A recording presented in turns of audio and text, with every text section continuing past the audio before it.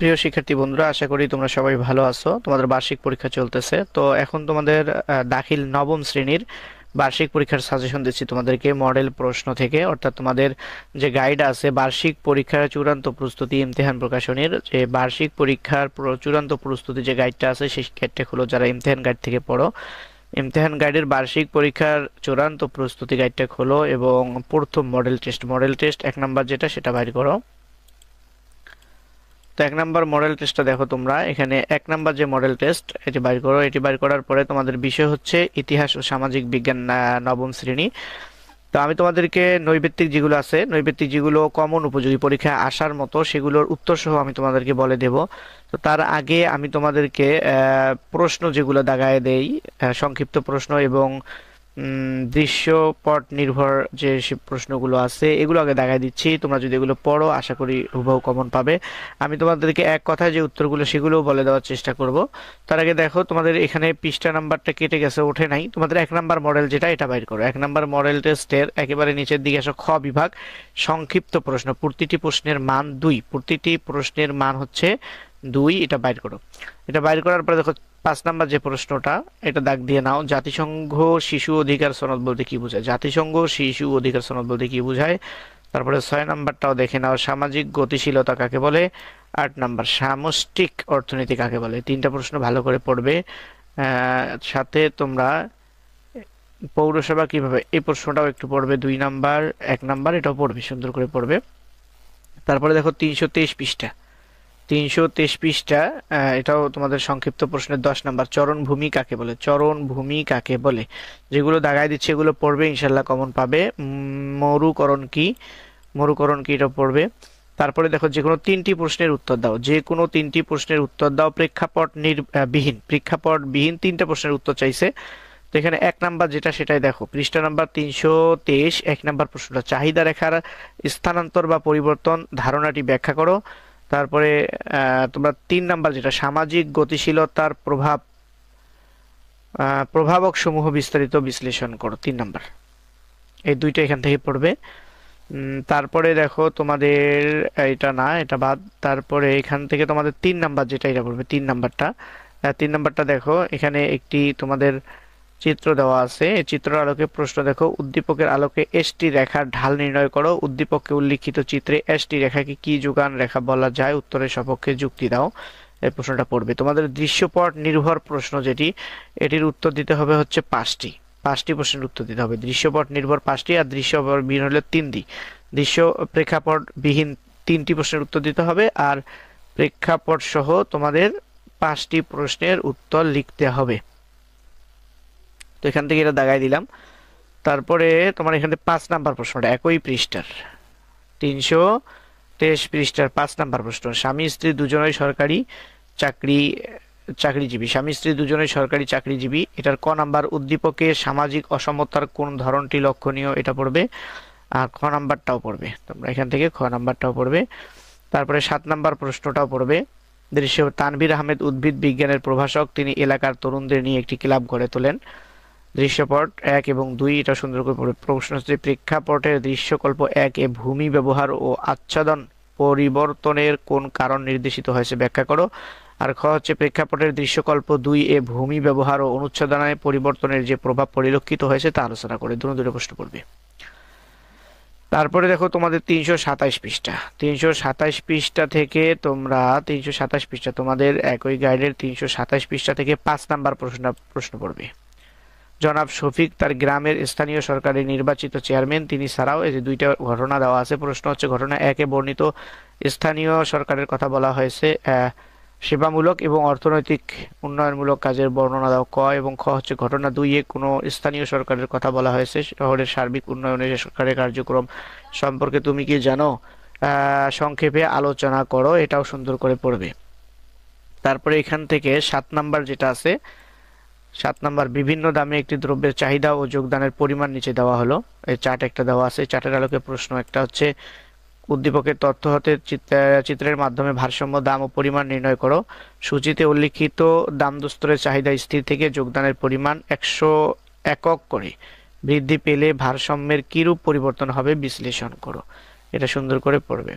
আমাদের নৈবেত্তিক, আচ্ছা নৈবেত্তিকগুলো আরো পরে দাগাই দিই। এখানে প্রশ্ন দেখো 325 নাম্বার পৃষ্ঠা বাইর করো, 325 নাম্বার পৃষ্ঠা বাইর করো। এখানে ক বিভাগ থেকে অর্থাৎ গ বিভাগ থেকে রচনামূলক প্রেক্ষাপট বিহীন দুইটা দাগাই দিছিলাম, এখান থেকে আরো দুইটা না তিনটা দাগাই দিছি জানি। আরো একটা দেখো 5 নাম্বার প্রশ্নটা, এটাও তোমাদের দাগাই দিচ্ছি। উৎপাদনের উপকরণ সমূহ কয়টি ও কি কি উদাহরণ সহ ব্যাখ্যা করো। তারপরে তোমাদের দৃশ্যপট নির্ভর, এখান থেকে 1 নাম্বারটা দেখো, বিশ্ববিদ্যালয় পড়ুয়া দুজনই ছাত্র, এটা সুন্দর করে পড়বে। 325 পৃষ্ঠা, 325 পৃষ্ঠার 1 নাম্বার ক এবং খ। তারপরে 2 নাম্বার দেখো, 2 নাম্বার নাই। আচ্ছা তোমাদেরকে যে দাগাই দিলাম এখান থেকে পড়লে তোমরা এখান থেকে ইনশাল্লাহ শতভাগ কমন পাবে। তারপরে তোমাদের চাহিদা অর্থাৎ দাগাই দিতে চাইছি নৈবেত্তিক, আচ্ছা নৈবেত্তিক গুলো তোমাদেরকে দাগাই দিচ্ছি দেখো। 1 নাম্বার উত্তরগুলো সহ বলে দিচ্ছি, তোমরা কাগজে লিখে নিতে পারো, উত্তরগুলোর সাথে সাথে কাগজে লিখে নাও বা মুখস্থ করো, ভালো হবে। তো 1 নম্বরে যেটি হচ্ছে তোমাদের সামাজিক বিজ্ঞান ইতিহাস, সামাজিক বিজ্ঞানের 1 নম্বর প্রশ্ন, সিপাহী বিদ্রোহ কত সালে সংগঠিত হয়। 1886 সালে, 1857 সালে, আর 1756, 1855। এটার সঠিক উত্তরটি হচ্ছে তোমাদের খ, 1857 সালে। 2, অ্যাক্সেস ডায়মন্ড হলে কি ঘটে। 2 নম্বরের সঠিক উত্তর হলো খ, পণ্যের সরবরাহ বৃদ্ধি, পণ্যের সরবরাহ বৃদ্ধি।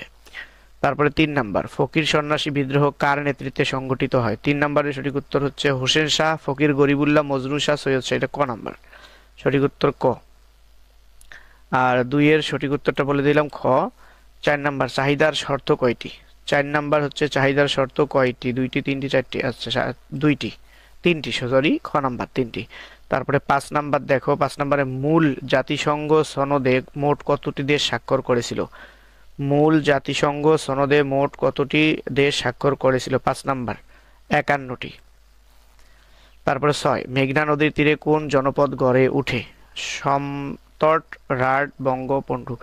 মেঘনা নদীর তীরে কোন জনপদ গড়ে উঠে। 6 নাম্বার, 6 নম্বরের সঠিক উত্তর ক, সমতট। তারপরে আইএলও এর সদর দপ্তর কোথায়। আইএলও এর সদর দপ্তর কোথায়। জেনেভায়, রোমে, নিউ ইয়র্কে, ক্যালিফোর্নিয়া। 7 নাম্বার, 7 নম্বরের সঠিক উত্তর ক, জেনেভায়। তারপরে 8, দ্রব্যের দাম কমলে কি হয়। 8 নম্বরের সঠিক উত্তর, দ্রব্যের দাম কমলে যোগান বাড়ে, চাহিদা বাড়ে। দ্রব্যের দাম কমলে কি হয়, চাহিদা বাড়ে, যোগান স্থির থাকে, চাহিদা বাড়ে। উদ্দীপকটি পরে 9, 10 নম্বর প্রশ্নের উত্তর দাও। জনাব ক একটি বহুজাতিক কোম্পানির আঞ্চলিক অফিস ঢাকায় ব্যবস্থাপক পদে চাকরি করেন। তিনি আর তার বেতন স্বাচ্ছন্দ্যপূর্ণভাবে জীবনযাপন করতে পারলেও তার অফিসের পিয়ন খ সংসার চালাতে হিমশিম খাচ্ছে। 9 নম্বর প্রশ্ন, উদ্দীপকে কোন বিষয়ের প্রতি ইঙ্গিত প্রদান করা হয়েছে। উদ্ধৃত আয়, আয় বৈষম্য, সামাজিক চিত্র, নিম্ন আয়। 9 নম্বরের সঠিক উত্তর হলো ঘ, নিম্ন আয়।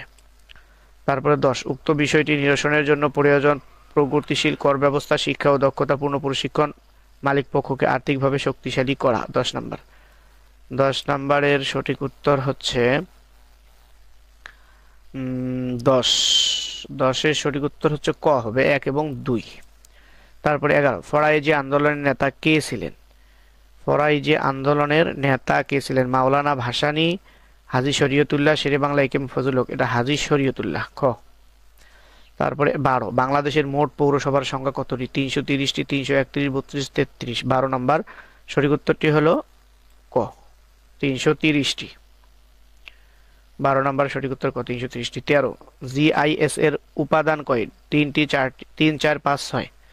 13 নম্বরের সঠিক উত্তর হলো 5 গ। 14, জিআইএস এর পূর্ণরূপ কি। 14 নম্বর, জিআইএস এর পূর্ণরূপ কি। Global information system, global indication system, geographical information system, geographical indication system, এটা হলো গ, জিওগ্রাফিক্যাল ইনফরমেশন সিস্টেম। 15 নম্বর, নিচের কোনটি উৎপাদনের উপকরণ নয়। নিচের কোনটি, 15 নম্বর হচ্ছে নিচের কোনটি উৎপাদনের উপকরণ। মূলধন, শ্রম, বাজার, ঘ। তারপরে এক কথায় উত্তর দাও। এখানে 10টার উত্তর দিতে হবে তোমাদেরকে। আচ্ছা, এগুলোর যতটুকু পারি আমি উত্তর বলে দেওয়ার চেষ্টা করছি। দেখো, এগুলো যতটুকু পারি আমি উত্তর বলে দেওয়ার চেষ্টা করতেছি তোমাদেরকে।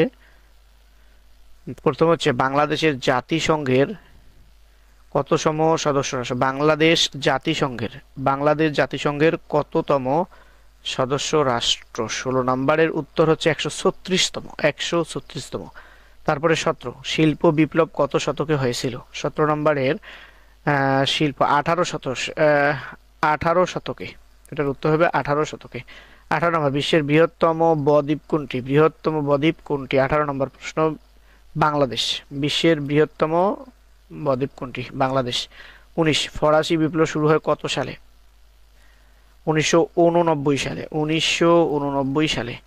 লিগ অব নেশনস গঠিত হয় কত সালে? 20 নম্বরের লিগ অব নেশনস গঠিত হয় কত সালে? 1920 সালে।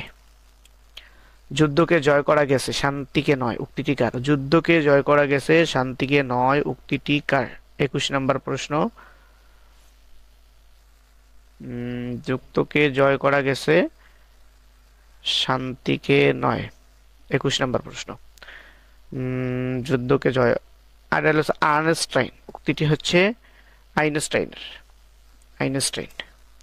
22 নম্বর মুর্শিদ কুলি খান কত সালে বাংলায় ক্ষমতায় অধিষ্ঠিত হন? মুর্শিদ কুলি খান কত সালে বাংলার ক্ষমতায় অধিষ্ঠিত হন? 22 নম্বর 1700 সালে। উত্তর হচ্ছে 1700 সালে। 22 নম্বরের উত্তর হচ্ছে 1700 সালে। তারপরে 23 নম্বর প্রশ্ন দেখো, মানব সমাজে কয় ধরনের স্তর বিন্যাস আছে? মানব সমাজে কয় ধরনের স্তর বিন্যাস আছে? 4 ধরনের। 24 রিমোট সেন্সিং অর্থ কি? দূর অনুধাবন। 25 নম্বর যোগান রেখার ঢাল কি? ধনাত্মক। উত্তর হচ্ছে ধনাত্মক। তো শিক্ষার্থী বন্ধুরা, আমি যেগুলো দাগায় দিচ্ছি, যেগুলো সম্ভব উত্তরও বলে দিচ্ছি, তোমরা এগুলো পড়ো, আশা করি কমন পাবে। রচনামূলক প্রশ্ন সংক্ষিপ্ত দেখো, এখানে আগে কতগুলো 10-11টা তোমাদেরকে অলরেডি দাগায় দিছি, 10টার উত্তর দিতে হবে। দেখো এখানে যে কটা আছে, ইউনিয়ন পরিষদের মূল লক্ষ্য কি, এগুলো পড়বা। ইউনিয়ন পরিষদের মূল লক্ষ্য, নেতিবাচক অর্থে কাকে বলে, মৎস্যনালয় বলতে কি বোঝায়, গ্রামীণ বসতি বলতে কি বোঝায়, যোগান বিধি কাকে বলে, তারপরে এটা পড়বা। তো শিক্ষার্থী বন্ধুরা, এই যেগুলো তোমাদেরকে দাগায় দিলাম তোমরা দেখতেই পাচ্ছ, এই প্রশ্নগুলো যদি ভালো করে পড়ো ইনশাআল্লাহ তোমরা শতভাগ কমন পাবে। চ্যানেলটি এখনো সাবস্ক্রাইব করে না থাকলে চ্যানেলটি সাবস্ক্রাইব করে ভিডিওতে একটি লাইক দিয়ে দিবে সবাই।